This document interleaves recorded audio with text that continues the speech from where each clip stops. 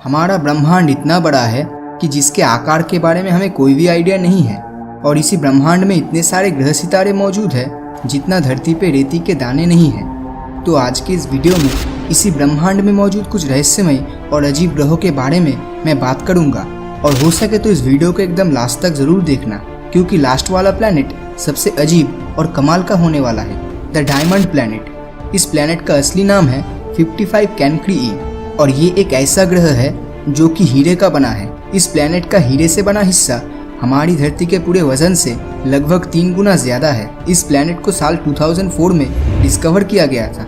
वैज्ञानिकों का कहना है इस प्लैनेट का 1/3 हिस्सा सॉलिड हीरे से बना हो सकता है। जैसा कि हम जानते हैं कि डायमंड कार्बन से बनता है, तो उसी तरह इस ग्रह का ज्यादातर हिस्सा कार्बन का बना है। वैज्ञानिकों ने अनुमान किया है कि इस प्लैनेट के कोर में मौजूद कार्बन के ऊपर बहुत ज्यादा प्रेशर पड़ने की वजह से ये कार्बन डायमंड में कन्वर्ट हो गया है। ये प्लैनेट स्टार 55 कैनक्री ए के काफ़ी करीब मौजूद है, जिस वजह से इसका टेम्परेचर लगभग 1700 डिग्री सेल्सियस के करीब है। डायमंड से भरा होने के कारण पैसों के मामले में इस ग्रह की कीमत लगभग 27 नॉर्निलियन डॉलर्स की इक्वल है और ये हमारे पूरे धरती के जीडीपी से 385 क्वाड्रिलियन गुना ज़्यादा है। आइडिया के तौर पे एक क्वाड्रिलियन मतलब 1 के पीछे 15 जीरोस और एक नॉर्निलियन मतलब 1 के पीछे 30 जीरोस। आई होप इससे आपको एक आइडिया तो लग ही गया होगा कि इस ग्रह की क्या कीमत हो सकती है। अगला प्लैनेट है केपलर 452b। 2015 में नासा के मुताबिक धरती के जैसा एक प्लैनेट डिस्कवर्ड हो चुका है, जिसका नाम दिया गया है केपलर 452b। जैसे हमारी धरती का अपना खुद का सूरज है, उसी तरह केपलर 452b का भी अपना सूरज है, जिसका नाम है G2। हैरान कर देने वाली बात यह है कि धरती से सूरज की दूरी जितनी है, केपलर 452b के साथ उसके सूरज की दूरी भी लगभग उतनी ही है और यहाँ का एटमॉस्फेरिक कंडीशन भी लगभग हमारी धरती के जैसा ही है। मतलब हमारी अर्थ की तरह यहाँ भी पानी, मिट्टी और हवाएं होने की प्रबल संभावनाएं हैं। इसका मतलब यहाँ पर धरती की तरह बहुत से विचित्र प्रजाति के जीवों के होने का हायर पॉसिबिलिटीज है।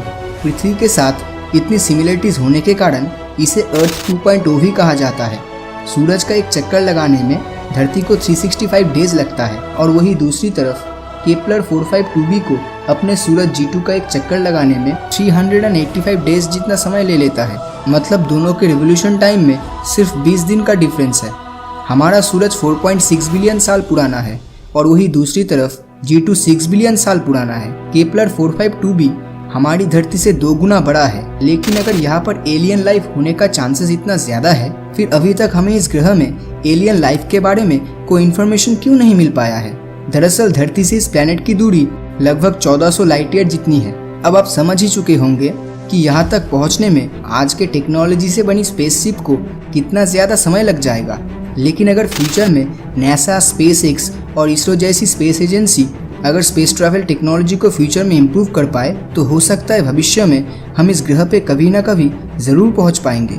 अगर ये दोनों प्लैनेट्स के बारे में जानकर आपको मज़ा नहीं आया हो, तो ज़रा इस अगले प्लैनेट के बारे में सुन लीजिए। ये ऐसा प्लैनेट है जहाँ पर बारिश जरूर होती है, मगर वो पानी का नहीं बल्कि कांच की होती है। असल में इस ग्रह का वायुमंडल सिलिका के पार्टिकल से बना है और ये सिलिका रेती में पाया जाता है। और ये कांच की बारिश कोई मामूली बारिश नहीं है, क्योंकि यहाँ पर हवाएं लगभग 8700 किलोमीटर पर आवर के रफ्तार से बहती है। आइडिया के लिए बताना चाहूँगा, ये स्पीड साउंड के स्पीड से लगभग 7 गुना ज्यादा है। सुनकर यकीन नहीं होता है ना, लेकिन सच्चाई यही है। एक सेकंड के लिए इमेजिन कीजिए आप एक ऐसे प्लैनेट पे हो जहाँ पर ये सिलिका पार्टिकल कांच के रूप में आसमान से गिर रही है, और वो भी साउंड के स्पीड से 7 गुना ज्यादा तेजी से। ये तो इमेजिन करने में भी डर लगता है। इसके साथ इस ग्रह का तापमान लगभग 930 डिग्री सेल्सियस के करीब है, जो यही सिलिका पार्टिकल को पिघलाकर कांच में कन्वर्ट कर देता है। ये प्लैनेट HD 189773b को बाहर से देखकर कौन बता सकता है कि यहाँ पर कांच की बारिश होती है। अगला प्लैनेट है ग्लिस 436b। इस प्लैनेट को 2004 में डायमंड प्लैनेट के साथ ही डिस्कवर किया गया था।